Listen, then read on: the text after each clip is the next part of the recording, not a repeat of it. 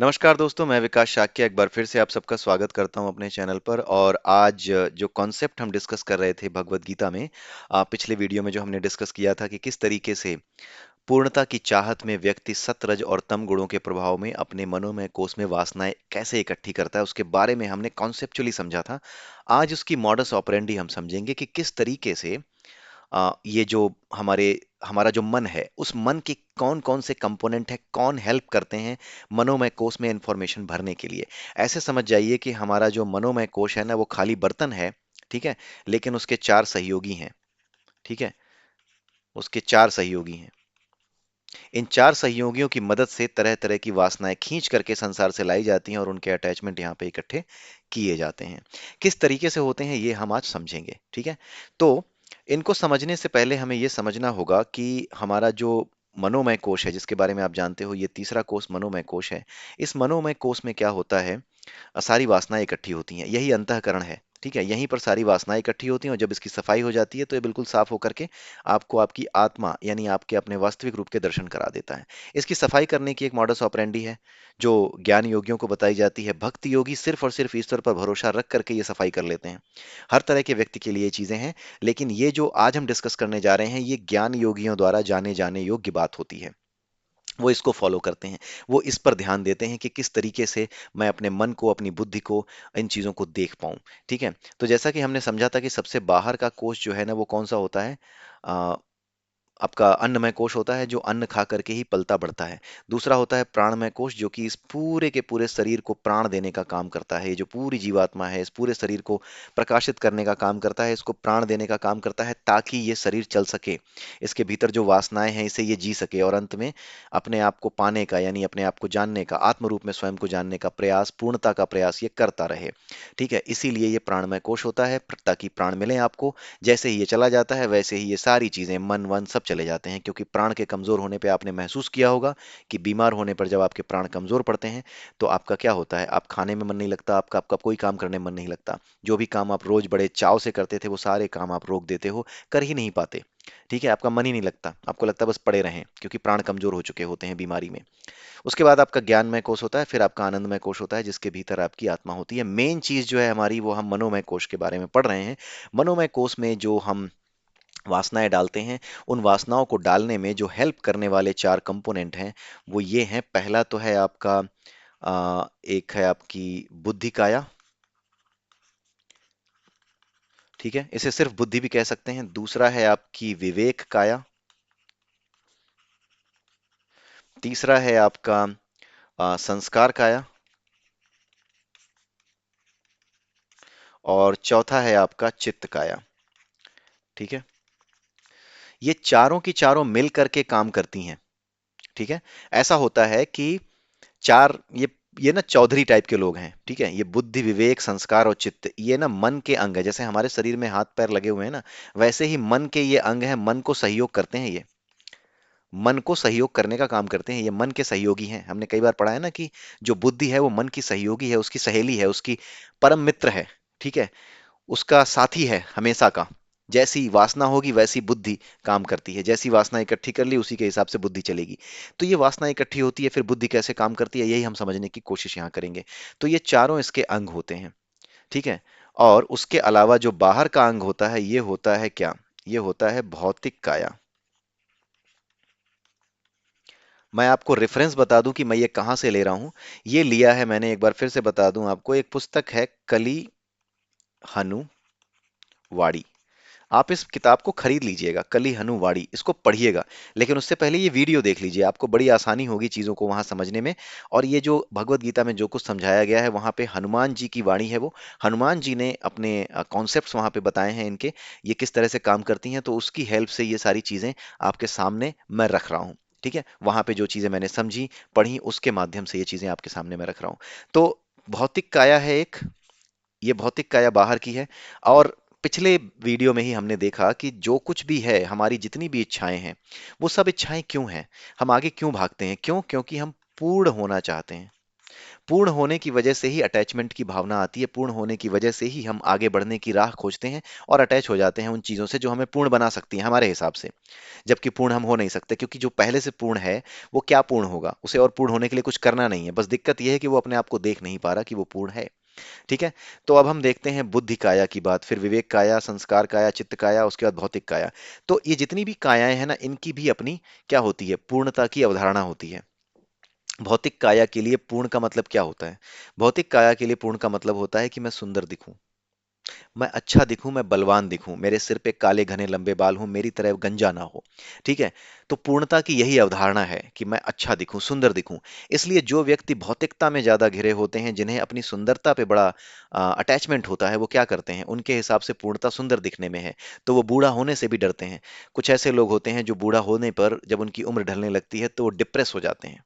इनमें वो लोग होते हैं जो कलाकारों में आते हैं, जो फिल्मी कलाकार होते हैं, अक्सर उनके साथ ये चीजें आने लगती हैं। क्यों? क्योंकि इस सत्यता को वो बर्दाश्त नहीं कर पाते। उन्हें सारा का सारा जो जीवन उनका जो होता है, वो केवल और केवल उनके रूप रंग की वजह से ही समाज के बीच में उनको पूर्णता की एक अनुभूति कराता है। जितने भी कलाकार होते हैं, बूढ़ा होने पे गुमनामी के अंधेरे में खो जाना, उनको दुनिया से मिलना जुलना बंद कर देना, ये एक तरह का डिप्रेशन होता है। ठीक है, एक तरीके का डिप्रेशन होता है। उसका कारण ये है कि उनकी भौतिक काया की पूर्णता की इच्छा जो है, वो भौतिक काया ही उनकी मजबूत होती है। मैंने आपको बताया कि ये सारी कायाएं मिलके काम करती हैं, सब चौधरी हैं, ये पंच हैं, पांचों के पांचों मिलके। इन पंचों में से जो स्ट्रांग पड़ गया, जो मजबूत पड़ गया, जिसने कह दिया कि नहीं आज तो मेरी चलेगी, उसी की चलती है, और वो उसी चीज की तरफ भागता है उस दिन। और कई बार वो जीवन में उसी चीज को अपना संस्कार, उसी चीज को अपना धर्म बना लेता है, तो पूरी जीवन या तो विवेक या बुद्धि या संस्कार या चित्त किसी एक के प्रभाव में भागता रहता है। जो कलाकार होते हैं टीवी के, वो भौतिक काया की इच्छा की, भौतिक काया की पूर्णता की ओर भागते हैं, क्योंकि जीवन भर उन्हें प्रसिद्धि, लोगों के बीच में सम्मान, जिसे वो पूर्णता समझते हैं कि लोगों के बीच में सम्मान मिल जाए, मेरी फिल्म हिट जाए, हो जाए, मुझे लोग जाने, मुझसे ऑटोग्राफ लेने के लिए लोगों की भीड़ लग जाए, जब मेरा जन्मदिन हो तो नीचे लोग खड़े हों और मैं यूं यूं करके फ्लाइंग किस सबको दूं। ये उनकी पूर्णता की अवधारणा है, क्योंकि ये उनकी भौतिक काया की वजह से ही उन्हें मिलती है प्रसिद्धि। इसीलिए वो इस भौतिक काया को ही, भौतिक काया की जो पूर्णता की अवधारणा है, उसी को लेकर के सारा जीवन चलते हैं। और जैसे ही ये अवधारणा कमजोर पड़ती है, ये क्या करते हैं, ये अपने आप को छुपा लेते हैं, ये दिखना नहीं चाहते। ऐसा क्यों होता है ये भी हम समझेंगे। बस कॉन्सेप्चुअली आप समझ लीजिए कि ऐसा होता है और आपने महसूस भी किया होगा। ठीक है।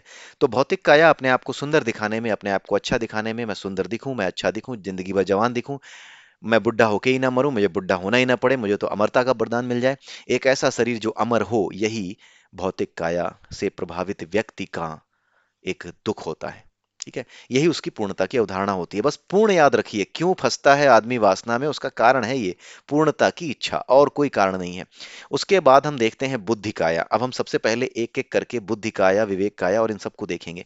बुद्धि काया क्या होती है? बुद्धि काया बड़े ध्यान से समझिएगा। बुद्धि काया क्या करती है? ये केवल और केवल भविष्य की चिंता करती है। पास्ट में अगर कुछ बुरा हुआ था, तो उसे भविष्य में कैसे होने से रोका जाए कि अगला बुरा ऐसा भविष्य में ना हो। वर्तमान में ऐसा क्या किया जाए कि फ्यूचर में ये जो पास्ट में हो चुका था वो फिर से ना हो, और जो कुछ पास्ट में बिगड़ चुका है उसे भी फ्यूचर आते आते, जब हम आने वाला समय हो, तो जो कुछ पीछे बिगड़ चुका है उसे आने वाले समय में सही कर दूं। ये कैसे किया जाए? ये बुद्धि काया का काम होता है।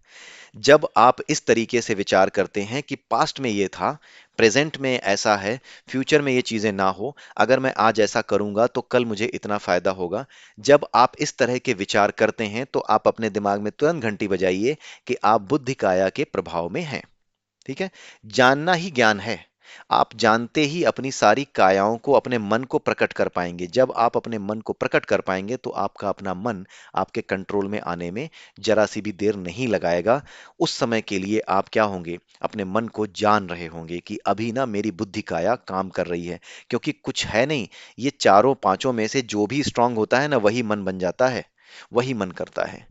ठीक है। और उसी हिसाब से करने के लिए बुद्धि चाहिए, तो बुद्धि चलती है। तो जैसी वासना है, जैसा मन है, उसी हिसाब से बुद्धि चलने लगती है। तो बुद्धि को आप समझ जाइए कि जो कुछ पास्ट में बुरा हो चुका था, फ्यूचर में वैसा ना हो, प्रेजेंट मेरा सही हो।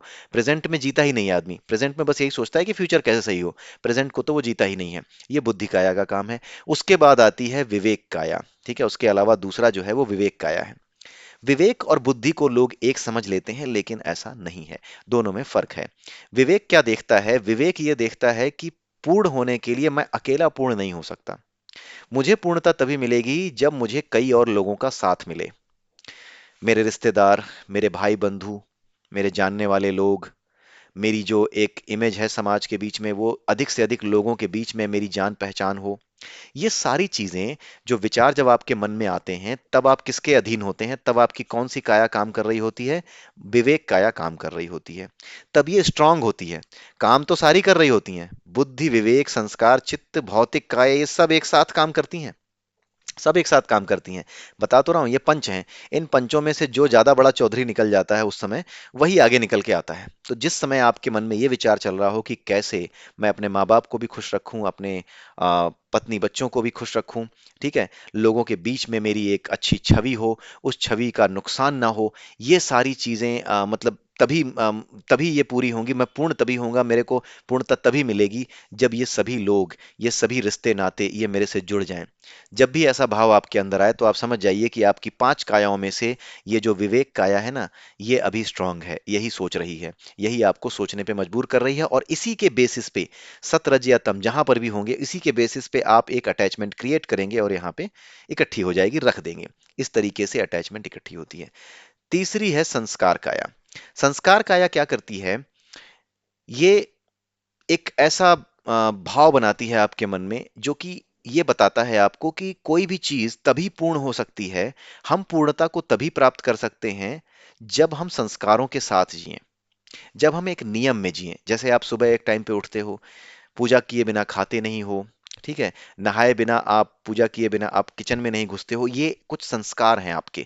ये जो संस्कार हैं, ये आपका मानना होता है कि आप जो है इसके बिना पूर्ण नहीं हो सकते। वो आदमी ही क्या है जो बिना भगवान की पूजा किए या बिना पूजा पाठ किए और बिना नहाए धोए किचन में घुस जाए या खाना खा ले। ये तो अपने आप में आदमी को नीचे गिराने का काम है। पूर्णता तभी मिलेगी जब हमारे संस्कार मजबूत हों। ठीक है। संस्कार काया बड़ी इंपॉर्टेंट होती है। संस्कार काया ही आदमी को निकालती है। संस्कार काया का मजबूत होना बहुत जरूरी होता है। अभी हम समझेंगे क्यों। संस्कार काया ही आदमी को निकालती है इस भवबंधन से। ये जो दुख है ना हमेशा का, कि ये क्यों नहीं मिल रहा, वो क्यों नहीं मिल रहा, ये संस्कार काया के मजबूत होने के बाद ही खत्म होता है।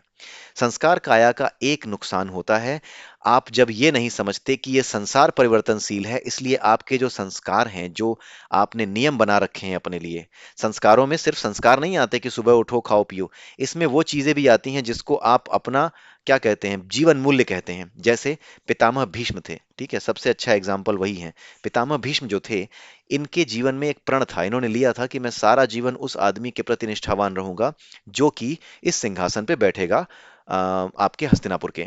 तो इसलिए उन्होंने जो प्रण ले लिया, ये प्रण भी क्या है, ये उनका संस्कार बन गया। तो आपकी संस्कार काया में सिर्फ आपका उठना बैठना, बड़ों का सम्मान करना, अपने आप को एक नियम में बांधना, यही नहीं आता। इसके अंदर ये भी चीज आती है कि आप किस तरीके से अपने जीवन को, किन जीवन मूल्यों को अपने जीवन में महत्वपूर्ण मानते हो। जैसे उन्होंने अपने प्रण को महत्वपूर्ण माना। प्रण भी एक संस्कार है, ये भी एक संस्कार है कि प्रण ले लिया तो उसे पूरा करना, उसे तोड़ना नहीं। ये संस्कार है। प्रण ले लिया तो तोड़ना नहीं, ये संस्कार है। ये संस्कार की अवधारणा है। तो संस्कार की अवधारणा होने की वजह से होता क्या है कि ये जो संस्कार की ये जो संस्कार का जो बिंदु होता है, ये आदमी के अंदर आकर के बैठ जाता है। और कुछ लोगों की संस्कार काया कभी कभी मजबूत होकर सामने आती है, कभी कभी उनका पूरा जीवन ही संस्कारी होता है। ठीक है। वो हर किसी को यही कहते फिरते हैं, संस्कार नाम की चीज है कि नहीं। ठीक है। तो वो जो लोग हैं संस्कारी काया में जो जीने वाले हैं, ये लोग क्या करते हैं, इनके साथ एक समस्या होती है जब वो धर्म को सही तरीके से नहीं समझते। जैसे भीष्म ने नहीं समझा। समस्या सिर्फ एक होती है, संस्कारी व्यक्ति को यह जानना चाहिए कि संस्कार काया अगर मजबूत है, तो उसे यह जानना चाहिए कि संसार क्या है, परिवर्तनशील है। संसार रुकता नहीं है, संसार में प्रति क्षण हर क्षण परिवर्तन हो रहा है। संसार परिवर्तनशील है, लेकिन आप अपनी प्रतिज्ञा की वजह से, आप अपने संस्कारों की वजह से बंध गए हैं, एक ही जगह पे रुक गए हैं। आप परिवर्तन नहीं कर रहे, लेकिन संसार परिवर्तनशील है। यानी आप तो परिवर्तन नहीं कर रहे, संसार में परिवर्तन हो रहा है। तो संसार के साथ आपका योग नहीं है। योग ही धर्म है। जैसी ये सृष्टि है, उसी की सृष्टि की तरह बिहेव करना ही धर्म है। इस सृष्टि के बिहेवियर के साथ जो सभी के प्रति करुणा रखती है, उसी की तरह अपने भीतर करुणा पैदा कर लेना ही धर्म है। प्रकृति करुणावान है, आप करुणावान हो गए, तो प्रकृति के साथ योग हो गया, और योग ही धर्म है। योग ही धर्म है। योग कर्मसु कौशलम, योग ही कर्म का कौशल है। कर्म कुशलता से करने वाला वही होता है जो योग को जानता है, असली रूप में जानता है कि योग क्या है। तो जब परिवर्तनशील है ये पूरी सृष्टि, तो पितामह भीष्म ने क्या किया? वो परिवर्तन उन्होंने नहीं किए। वो योग नहीं कर पाए, इसलिए धर्म के रास्ते पे वो नहीं थे। अगर वो रहे होते तो द्रौपदी के वस्त्र हरण पर वो बोल पड़े होते। उन्होंने अपने संस्कार इतने मजबूत कर लिए कि पूरा उनका खानदान ही कुसंस्कारी हो गया। तो ऐसे संस्कार का क्या फायदा? इसलिए संस्कार काया जिसकी मजबूत होती है, उसे ये याद रखना चाहिए कि संसार परिवर्तनशील है। अपनी संस्कारों में परिवर्तन करें, समय के साथ परिवर्तित होते समय के साथ अपने संस्कारों में परिवर्तन करें, लेकिन संस्कार खोने ना दें। संस्कारों में परिवर्तन करें, ऐसे परिवर्तन करें ताकि जो वाकई में संस्कार होने चाहिए, जो धर्म को अपहोल्ड करते हैं, उन संस्कारों को मजबूत रखा जा सके। इसलिए थोड़ी देर के लिए उन संस्कारों को बदल दीजिए, या फिर आने वाले समय के हिसाब से उस संस्कारों को बदल दीजिए, और समय आने पर फिर से उन संस्कारों को वापस ले आइए। तो ये समय परिवर्तनशील है, उसी हिसाब से संस्कार भी बदलने चाहिए। लेकिन जो संस्कारी लोग होते हैं, कई बार वो अपनी अवधारणा नहीं बदलते। प्रण ले लिया तो प्रण पूरा करना ही करना है, भले ही द्रौपदी का वस्त्र, पूरा घर कट पिट के मर गया, आप अपने ही बच्चे, अपने ही नाते पोते कट के आपस में मर गए, लेकिन प्रण नहीं छूटना चाहिए। इसी वजह से भीष्म सबसे बड़े अन्यायी बने पूरे महाभारत युद्ध में। भगवान कृष्ण ने कहा भी था कि जो महाभारत युद्ध हो रहा है उसका अपराधी न तो शकुनी है, ना ही दुर्योधन है, और ना ही कोई और, ना ही धृतराष्ट्र। ये केवल और केवल तीन महापुरुषों का किया हुआ काम है। उनमें से एक है द्रोण, एक है भीष्म, और तीसरा है कर्ण, जो क्षमतावान होते हुए भी जिन्होंने अपने प्रण को नहीं तोड़ा, जिन्होंने अपने नियमों को नहीं तोड़ा, अपनी निष्ठाओं को नहीं तोड़ा। ये जो संस्कार काया है ना, ये दुधारी तलवार है। जब आप इस नियम को जानते हैं कि संसार परिवर्तनशील है और संस्कार इसी हिसाब से बदल जाने चाहिए, तो आप संसार में धर्म की स्थापना करते हैं। जैसे भगवान कृष्ण ने यही सिखाने की कोशिश की कि अर्जुन, तुम नहीं मार रहे हो, तुम्हारे दादाजी लग रहे हैं। तुम नहीं मारोगे ना, तो मैं खुद चक्र उठा करके इनको मार दूंगा। उन्होंने चक्र उठा लिया। जिन्होंने प्रतिज्ञा की थी कि मैं हथियार नहीं उठाऊंगा, उन्होंने चक्र उठा लिया। उन्होंने यही बताया कि संसार परिवर्तनशील है, प्रतिज्ञाएं परिवर्तनशील होनी चाहिए। कभी भी किसी संस्कार को तब बदल देना चाहिए जब वो धर्म की रक्षा ना कर सके। यही उन्होंने समझाने के लिए किया था। तो संस्कार काया दुधारी तलवार बन गई, ये भीष्म इसका उदाहरण है। ठीक है। उसके बाद आती है चित्त काया। ये होती है आतंकवादी। जो चित्त काया होती है ना, ये आतंकवादी होती है। ये किसी बात को मानती नहीं है, किसी नियम को मानती नहीं है। ये एक तरीके से अराजक तत्व जैसे होते हैं ना हमारे सोसाइटी में, कि रेड लाइट है, नहीं हम तो क्रॉस करेंगे। ठीक है, रेड लाइट है, आगे एक बंदा खड़ा है बेचारा, रेड लाइट के ग्रीन होने का इंतजार कर रहा, नहीं हम तो पीछे से पैं पैं बजाएंगे, उसको प्रेशराइज करेंगे कि तू निकल भाई, तू बेवकूफ है क्या, हमें निकलने दे, चल तू किनारे हट। तो ये जो चीज है, ये चित्त काया, जब कोई व्यक्ति इस तरह की हरकतें करता है, तो आप समझ जाइए कि इन चारों कायाओं में से उसकी जो काया, जो चौधरी बन रही है, वो अभी चित्त काया है। ठीक है। तो चित्त काया के प्रभाव में आकर के ये व्यक्ति चौधरी बनता है, और इस चौधरी बनने में क्या करता है, ये किसी नियम को नहीं मानता। अगर सामने वाले ने बहस की तो हो सकता है उसे मार दे, इसे क्रोध आ जाए, क्रोध की भावना, मैं दूसरों को मार दूंगा, मैं सबसे श्रेष्ठ हूं, ये जो अहंकार है, इसके अंदर हमेशा ही अहंकार होता है। जो व्यक्ति चित्त काया के प्रभाव में रहता है ना, ये महा अहंकारी होता है, बहुत घमंड होता है, बहुत ईगो होता है। तो ये अपने मन में ईगो की वजह से बहुत सी जो है प्रवृत्तियां इकट्ठी करता जाता है, बहुत सी अवधारणाएं इकट्ठी करता जाता है, बहुत से अटैच करता जाता है चीजें। और इस वजह से धीरे धीरे किस में बदल जाता है, ये जानवरों में बदल जाता है, यानी कि जानवरों जैसी प्रवृत्ति धारण कर लेता है, और ये तमोगुणी बन जाता है। ठीक है। तो ये जो चित्त काया होती है ना, ये संस्कार काया के बिल्कुल उल्टा काम करती है। संस्कार अपने आप को नियमों में बांधता है, ये मानता है नियम। लेकिन जो चित्त काया है, ये नियमों को मानती ही नहीं है। ये कहती है कि पूर्ण बनने के लिए जो कुछ चाहिए, उसके लिए तुम्हें नियम को तोड़ देना पड़ेगा। ठीक है। लेकिन एक कमाल की बात जो आपको याद रखनी है, जो बहुत जरूरी बात है, वो ये है कि ये जो चित्त काया है ना, ये चित्त काया कभी भी अपने आप में अकेले काम नहीं करती है। ये अकेले काम नहीं करती, इंपॉर्टेंट है, ये सबसे ज्यादा इंपॉर्टेंट। लेकिन ये अकेले काम नहीं करती, ये अपने आप से नहीं करती कुछ। ये क्या करती है, बुद्धि विवेक संस्कार, इन तीनों में से, या भौतिक काया, इन चारों में से जो काया, जो चौधरी बन रहा होता है, इन चारों में से पहले एक चौधरी बनता है। इन चारों में से पहले जो एक चौधरी बनता है, सपोज भौतिक काया चौधरी बन रही है, या बुद्धि काया चौधरी बन रही है, तो पहले ये देखता है कि इन चारों में से कौन चौधरी बन रहा है। इन चारों में से जो चौधरी बन रहा होता है ना, उसी के साथ जाके खड़ा हो जाता है। जैसे बुद्धि अगर चौधरी बन रही है तो इसी के साथ खड़ा हो जाएगा। और ये क्या होता है, अराजक होता है, ये किसी नियम को नहीं मानता। ये चादर से बाहर पैर फैलाने वाला होता है, औकात से बाहर निकल जाने वाला होता है, सोचने वाला नहीं होता कि आगे क्या हो जाएगा। जब चित्त काया मजबूत हो जाती है तो सोचने समझने वाली जो बुद्धि काया है ना, अगर बुद्धि काया ही स्ट्रांग है लेकिन चित्त काया ने बुद्धि को सपोर्ट किया तो बुद्धि भ्रष्ट कर देगी। बात यह है, बुद्धि काया, विवेक, संस्कार और भौतिक काया, इन चारों में से पहले कोई एक काया मजबूत होती है आपकी। ठीक है, उसके बाद क्या होता है, उसके बाद ये देखता है चित्त कि कौन इनमें चारों में से मजबूत है मेरे अलावा। जब इन चारों में से जो मजबूत होता है उसी के साथ ये लग लेता है और उससे कहता है कि तू अराजक बन जा, किसी नियम को मत मान। एक सिंपल सा एग्जांपल देता हूं, जैसे एक नई नई नौकरी लगी है, नई नई शादी हुई है, और हस्बैंड वाइफ दोनों बात कर रहे हैं कि यार हमें ना एक घर लेना है, ठीक है, लेकिन सैलरी तो इतनी आ नहीं रही है कि घर इकट्ठे ले लें।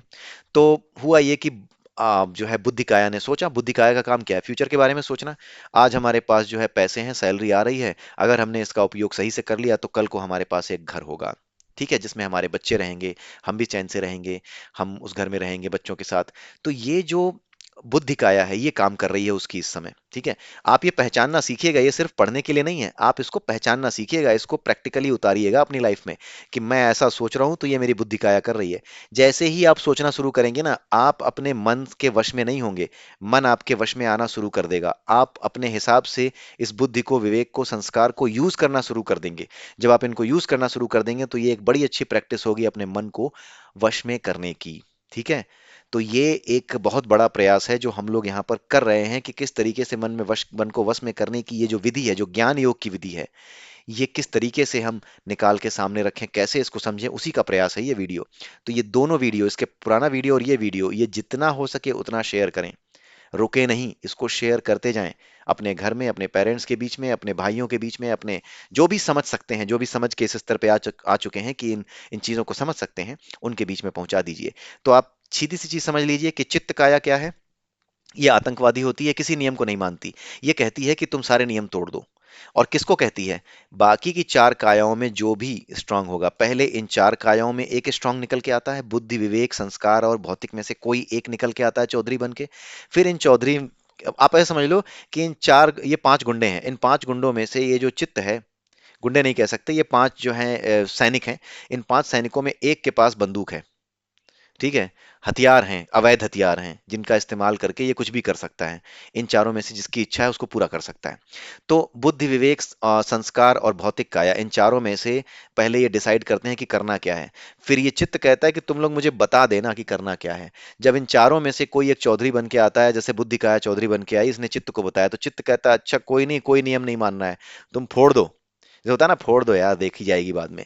बस ऐसी ही फीलिंग क्रिएट करता है ये चित्त। इसी फीलिंग की वजह से क्या होता है, आत्महत्या के विचार भी आते हैं अगर आप नेगेटिविटी में फंस जाएं तो। ठीक है, अब देखते हैं, बुद्धि काया की बात हम कर रहे थे, तो बुद्धि काया में देखा कि फ्यूचर में हमारे पास एक मकान होगा। ठीक है, अब चित्त काया क्या कर रही है, क्योंकि आप बुद्धि के साथ सोच रहे हो तो ऐसा नहीं है कि चित्त नहीं आएगा, पीछे से चित्त आएगा।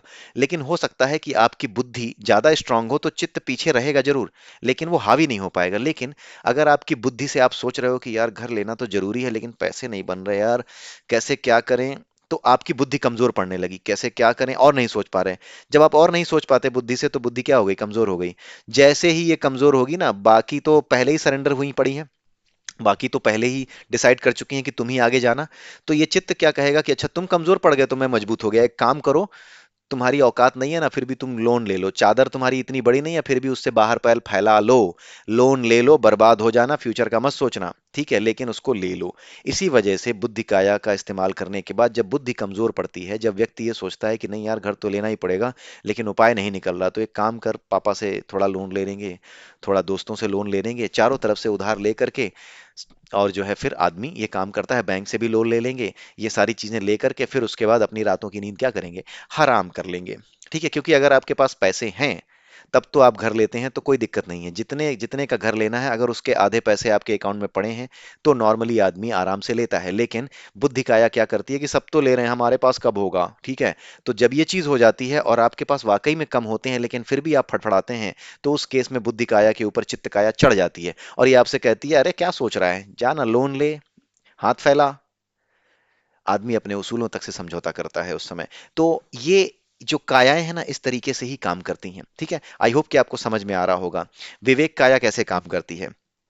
विवेक काया अब देखते हैं, मान लीजिए बुद्धि काया स्ट्रांग थी तो ये हो गया। अब हम आते हैं दूसरी विवेक काया पे। ठीक है, मैं थोड़ा इसको मिटा देता हूं ताकि समझाने में थोड़ा इजी पड़े। तो बुद्धि की बात हम कर चुके, अब हम बात करते हैं विवेक की। बुद्धि होती है, विवेक होता है, संस्कार होते हैं, और क्या होता है, एक चित्त होता है, और एक होता है भौतिक काया। भौतिक काया के बारे में डिस्कस करने की जरूरत नहीं है, इसको हम हटाते हैं। चित्त काया है ये जो बुद्धि, विवेक, संस्कार और भौतिक।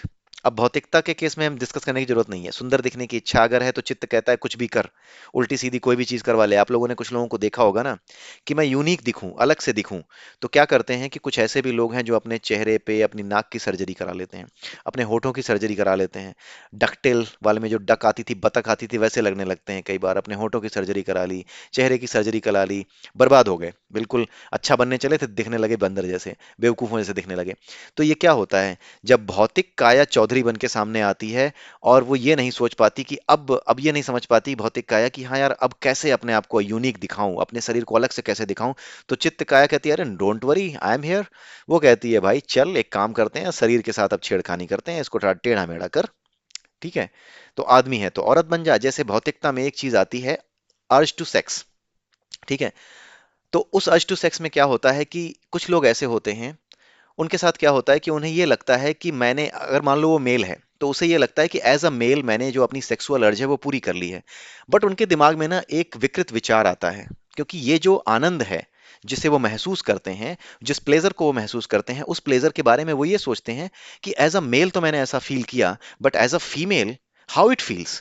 तो होता ये है कि ये अपनी भौतिकता की सीमाओं से बाहर निकल जाते हैं, मेल हैं फीमेल की तरह सोचने लगते हैं। उस केस में क्या होता है, जब ये सोचना बंद कर देते हैं, जब ये भौतिक काया समझ जाती है कि मैं तो मेल हूं, ओह फीमेल तो हो नहीं सकता, तो फिर इसका चित्त कहता है डोंट वरी। क्योंकि चित्त सपोर्ट करता है, चित्त कुछ और नहीं करता, ये केवल और केवल जो भी काया होती है ना, उसको सपोर्ट करने लगता है।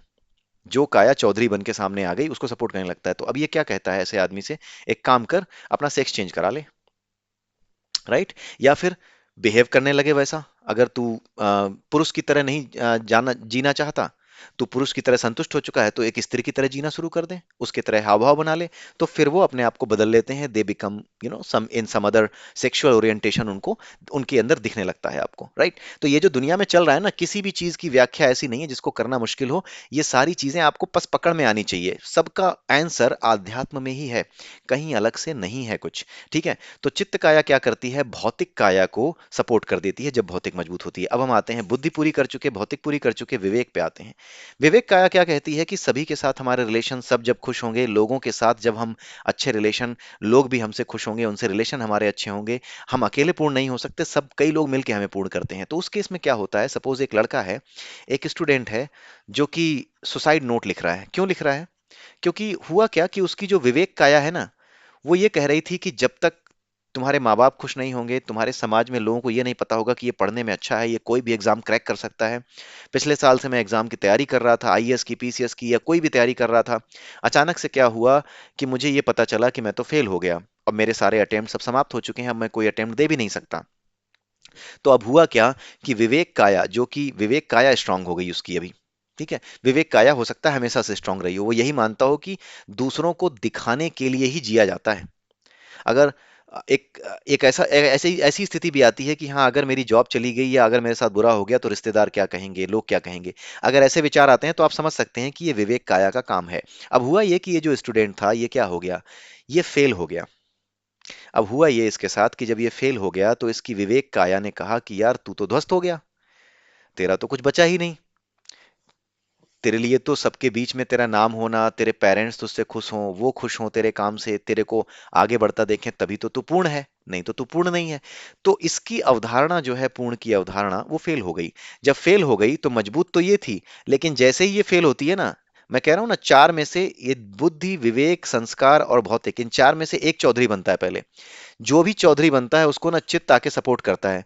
तो पहले इन चारों में ग्रेटर निकाला जाता है, बुद्धि, विवेक, चित्त और भौतिक। ऐसे समझ लीजिए कि पहला स्टेप होता है जो इंटेलेक्ट होता है, बी से दिखाता हूं बुद्धि को, बुद्धि, विवेक वी से दिखा दिया, संस्कार एस से दिखा दिया, और भौतिक यानी मेटेरियलिस्टिक। ठीक है, इन चारों में से पहले ग्रेटर फाइंड आउट किया जाता है, फाइंड द ग्रेटर। इन चारों में कौन बड़ा है, पहले वो फाइंड आउट किया जाता है। इन चारों में जो भी बड़ा होता है वो सामने आता है। दूसरे स्टेप में क्या होता है, जो हमारा चित्त होता है, ठीक है, उसको सी से दिखा सकते हैं। जो चित्त होता है वो देखता है कि जो हमारा विवेक है, सपोज विवेक आया है अभी सी और वी, पहले स्टेप में से बी वी एस एम में से एक वेरिएबल निकल के यहाँ आता है दूसरे स्टेप के लिए। चित्त उसका वेट कर रहा होता है। अब चित्त ये देखता है कि जो आया है ना, क्या ये मजबूत है? अगर ये मजबूत है तब तो ठीक है, तब तो ये शांत बैठा रहेगा, तब तो विवेक से आप काम करते रहोगे कि हाँ आगे और प्रयास करेंगे, ठीक है। लेकिन जैसे ही आपको समझना सोचना बंद हो जाएगा कि ये जो पूर्णता की अवधारणा है मेरी, कि मैं लोगों से रिलेशन बना के ही लोगों के बीच में मेरा नाम होगा, लोग मुझे जानेंगे कि मैं एक अच्छा स्टूडेंट हूं, तो ही मेरे लोगों से रिलेशन अच्छे रहेंगे, तो ही मैं पूर्ण हो सकता हूं, तब क्या होगा कि ये कमजोर पड़ जाएगा। जब इसको रास्ता दिखना बंद होगा कि यार अब मैं कैसे पूर्ण हूं, जब इसको रास्ता दिखना बंद होगा तो ये जो चित्त है ना, ये क्या करेगा, ये कमजोर, इसके कमजोर होते ही इस पे चढ़ जाएगा। फिर ये क्या है, ये तो आतंकवादी है। मैंने पहले ही बता दिया, ये आतंकवादी है चित्त, ये आतंकी है। ये बिल्कुल ही किसी भी चीज को मानता नहीं है, किसी नियम को। फिर ये क्या कहेगा कि भाई, जब तेरी पूर्णता की अवधारणा लोगों के बीच में खत्म हो चुकी है, उसका कोई उपाय नहीं बचा, तो कैसे मुंह दिखाएगा तू? जब मुंह नहीं दिखाएगा तो ये क्या कहती है, चित्त यही कहता है कि एक्सट्रीम लेवल पे जाता है चित्त। ये ना कोई उपाय नहीं सुझाता, ये कहता है बिल्कुल आखिरी काम कर दो। ये आखिरी काम करने के लिए क्या करता है, ये उकसाता है कि चल मर जा, तू मुंह दिखाने लायक नहीं बचा, मर जा तू, ठीक है। ये होता है नॉर्मली। आप ये ध्यान रखिएगा, जो टीनेजर्स होते हैं उनके साथ यही होता है, उनकी विवेक काया बहुत मजबूत हो जाती है, ठीक है, और उनकी चित्त काया के बारे में उनको पता नहीं होता, और उनको उपाय नहीं पता होते। जीवन का अनुभव कम होता है, इसलिए उपाय उनको सूझते नहीं। इसलिए टीनेजर्स फेल होने पर जो सुसाइड के उपाय हैं वो ज्यादा करते हैं, सुसाइड उनके बीच में ज्यादा इसीलिए देखा जाता है। तो आई होप आप अब ये समझ रहे होंगे कि क्यों ऐसा होता है। अब आप इस चीज को जानने के बाद उपचार कर सकते हैं, क्योंकि ऐसा नहीं है कि इसका उपचार आपको खोजना है, जानना ही इलाज है। आध्यात्म का यही नियम है, root cause is the solution. जो आप जान गए वही उसका इलाज है, ठीक है। आप उसकी विवेक की बजाय आप देखिए कौन सी काया सबसे मजबूत होनी चाहिए। मैंने पहले ही बताया, संस्कार काया सबसे मजबूत होनी चाहिए, ठीक है। लेकिन किसके साथ मजबूत होनी चाहिए, क्या अकेले में? फिर ये चित्त कहाँ जाएगा? तो ये कैसे होता है, यही अभी हम समझेंगे। तो अभी हमने विवेक देख लिया, संस्कार के बारे में मैं आपको बता चुका था भीष्म के एग्जाम्पल से। तो किसकी काया कौन सी मजबूत है, और फिर चित्त ने क्या कराया? भीष्म से चित्त ने यही कराया था कि नहीं नहीं, भीष्म चाह रहे थे कि रोक दूं, किसी तरीके से ये ना हो, किसी तरीके से ये जो चीर हरण हो रहा है ये ना हो। लेकिन चित्त ने कहा नहीं नहीं, तुम्हारी संस्कार काया मजबूत है।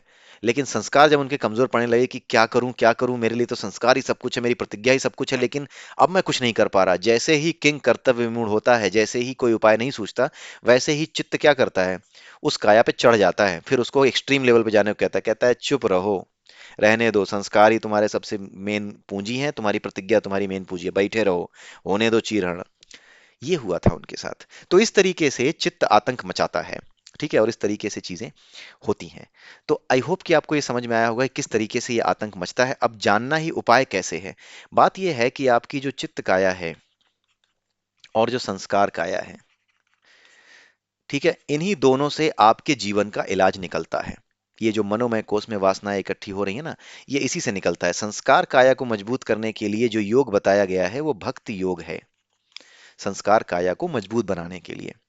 पहले भक्ति योग में क्या किया जाता है, आप अपने आप को संस्कारों में बांधते हैं, या गुरु आपका आपको संस्कारों में बांधता है। बाद में उसी पिंजरे को जिसमें उसने आपको बंद किया था संस्कारों के, उसको तोड़ देता है। जब आप स्थिर हो जाते हो ना, तभी वो तोड़ देता है। भाई बच्चों को अकेले निकलना आप कब सिखाते हो? आपका बेटा हो सकता है 18-20 साल का हो सकता है, फिर भी आप डरो कि उसको बाहर भेजूं कि ना भेजूं, अगर आपने पूरी जिंदगी उसको घर में रखा है तो। लेकिन धीरे धीरे धीरे करके आपने उसको डेवलप किया, आपको समझ आ गया कि हाँ आप ठीक है, तो आपने उसको पढ़ने के लिए दूसरे शहर भी भेज दिया। तो धीरे धीरे करके ये चीजें डेवलप करनी होती हैं। उसी तरीके से संस्कार भी धीरे धीरे डेवलप होते हैं, ठीक है, धीरे धीरे करके डेवलप होते हैं। तो संस्कार जो डेवलप होते हैं वो भक्ति योग के माध्यम से होते हैं। जब भक्ति योग में होता क्या है कि जितनी कायाएं हैं ना, जो आपकी चार कायाएं हैं जिसके बारे में हमने डिस्कस किया, जब कोई गुरु, गुरु का मतलब यह नहीं कि कोई व्यक्ति ही हो, गुरु ना ये प्रकृति भी हो सकती है। गुरु आपकी जो किताबें हैं, जो स्क्रिप्चर्स हैं जिनको आप पढ़ रहे हो, वो भी गुरु हो सकते हैं, वो भी प्रेरित कर सकते हैं आपको, आपको मोटिवेट कर सकते हैं। गुरु, जिस ईश्वर की आप आराधना भक्ति करते हो, जिनके जीवन के विषय में आप पढ़ रहे हो, भगवान राम के विषय में या भगवान कृष्ण के विषय में, वो भी आपके गुरु हो सकते हैं। देवता भी आपके गुरु हो सकते हैं, जिन्हें आप देवता कहते हो। वो भी गुरु हो सकते हैं। गुरु कैसे बन जाता है? अगर कोई व्यक्ति गुरु बनता है तो आप उसके बिहेवियर से प्रभावित होते हो, आप उसकी उससे प्रभावित होते हो, उसकी ऑरा से प्रभावित होते हो। उसी तरीके से किसी किताब से आप प्रभावित हो जाते हो, उसी तरीके से इस नेचर से ही आप प्रभावित हो जाते हो, आप इस नेचर से प्यार करने लगते हो। तो जिससे भी आप लगाव लगा लेते हो, वही आपको पूर्णता की ओर ले जाता है। बस होना ये चाहिए कि आपके अंदर भक्ति का जन्म होना चाहिए, संस्कारों का जन्म होना चाहिए, नियम और व्यवस्था होनी चाहिए, जिसमें योग आता है। वही मैंने कहा ना कि योग क्या है? एक व्यवस्था है। ये पूरा यूनिवर्स एक सिंपल हार्मोनिक मोशन कर रहा है। जब आप अपने अस्तित्व को एक सिंपल हार्मोनिक मोशन में ले आते हो, एक समय पे जगना, एक समय पे खाना, एक समय पे सोना, ये क्या है? ये आपकी लाइफ का सिंपल हार्मोनिक मोशन कर्व ही तो है। जब आप इस लेवल पे ले आते हो, तो जिस तरीके से ये प्रकृति सिंपल हार्मोनिक मोशन कर रही है, आप भी करने लगते हो, और उसके बाद आप योग कर लेते हो प्रकृति से। जब आप योग कर लेते हो तो आपके संस्कार काया मजबूत हो जाती है, और चित्त काया, ये चित्त काया भी मजबूत होती है। जब आपकी संस्कार काया बहुत ज्यादा मजबूत हो जाती है ना, तो चित्त काया ये जान जाती है कि मैं मन हूं। ये जो आप हो ना, आप ये जान जाते हो कि मैं मन हूं, इस स्तर पे आ जाते हो। मैं मन हूं, मैं मन के वश में हूं। इसको ये समझ में आ जाता है चित्त को कि यार ये मन के वश में सब कुछ चल रहा है, मन ही करवा रहा है सब कुछ। ठीक है, सब कुछ मन में ही उठ रहा है। चित्त क्या करता है? मन में ही हिलोरे मारता है। तो जब उसको समझ में आ जाता है कि हाँ, ये तो मन है जो मुझसे करवा रहा था, जब आप जान जाते हो कि आपको किसने बांध रखा था, तो आप उससे छूटने का प्रयास करते हो। तो फिर होता यह है कि जिससे आप छूटने का प्रयास करते हो, आप उसकी भी नहीं मानते। तो जब चित्त संस्कार, जब आप संस्कार काया को बहुत मजबूत कर लेते हो, इस तरीके से मजबूत कर लेते हो कि आपके भीतर करुणा भर जाए, आपको धर्म का पता चल जाए, आप सिंपल हार्मोनिक मोशन में आ जाओ, आप इस नियम को जान जाओ संस्कारों के साथ कि संसार परिवर्तनशील है, इसलिए संस्कारों को भी समय के साथ बदलना पड़ सकता है। जब आप इस नियम को जानते हुए संस्कारों को जीते हो, तो आपकी संस्कार काया मजबूत होती है। भीष्म की तरह एक पत्थर का, एक सीमेंट का एकदम टुकड़ा नहीं बन जाती, ठीक है, जो कि टूट भी नहीं सकता, ऐसा नहीं बन जाती। तो जब आप इस लेवल पे आ जाते हो संस्कार काया में, तो चित्त काया क्या करती है? चित्त काया भी ऐसी बन जाती है, ये जान जाते हैं हम, जब जान जाते हैं तो चित्त काया भी अलग हो जाती है हमसे। हम इसको भी देख पाते हैं कि चित्त काया भी एक चीज है। हम सबको देख पाते हैं ना, बुद्धि को देख पाते हैं, विवेक को देख पाते हैं कि अब मेरा विवेक काम कर रहा है, हमारा चित्त काम कर रहा है। जब आप इनको देख पाते हो, तो आपका काम हो गया। इनको देख पाने का मतलब है कि आप मन को देख पा रहे हो। जब आप मन को देख पा रहे हो, तो आप जान जाते हो कि मन ने ही मुझे पकड़ रखा था। जैसे ही आप ये जान जाते हो कि मन ने ही आपको पकड़ रखा था, वैसे ही क्या होता है कि आप मन से छूटने का प्रयास करते हो। तो चित्त क्या करता है? चित्त अभी भी अराजक ही रहता है, लेकिन इसकी अराजकता किस लेवल पे आती है? कि मुझे मेरे मन की भी नहीं सुननी। अभी चित्त क्या करता था कि मुझे इसकी नहीं सुननी, उसकी नहीं सुननी, बस ये मन, मन की सुनना बंद नहीं कर रहा था। अब ये मन की सुनना बंद करता है। इसकी अराजकता अभी भी रहती है, लेकिन अराजकता सही दिशा में आती है। मन की भी नहीं सुनूंगा। जब इस तरह का चित्त होता है और इस तरह के संस्कार होते हैं, तब जाकर के आदमी नई खोजें करता है, तब जाकर के आदमी धर्म का हिस्सा बनता है, तब जाकर के आदमी धर्म की स्थापना में सहयोग देता है। ठीक है, अब आप समझ गए। तो इस तरीके से होता है। तो जितनी भी कायाएं हैं, बुद्धि काया है, विवेक काया है, संस्कार काया है, भौतिक काया है, इनको बाहर निकालना इतना मुश्किल नहीं है, लेकिन चित्त काया को निकालना थोड़ा मुश्किल होता है। तो उसको निकालने के लिए भी उपाय बताए गए हैं। चित्त काया को निकालने का उपाय यह है सामने लाने का, कि आप क्या करो, कि आप बैठ करके दिन में सपने देखो, डे ड्रीमिंग जिसको कहते हैं। ठीक है, आप इसको देखना चाहते हो तो डे ड्रीमिंग करो। डे ड्रीमिंग में बिल्कुल अपोजिट काम करो। पहली बार में ये देखो कि आपको ना बहुत सी शक्तियां मिल गई हैं। आप किसी को भी चाहो तो गायब कर सकते हो, आप किसी को भी चाहो तो कुत्ता बना सकते हो, बिल्ली बना सकते हो। आप किसी को भी चाहो तो, आप मतलब कल्पना करनी है आपको कि आपको ऐसी शक्ति मिल गई है कि ज्यादा कोई बकवास करेगा ना, तो आप उसको जला दोगे, मंत्र मारोगे, मर जाएगा, जल जाएगा।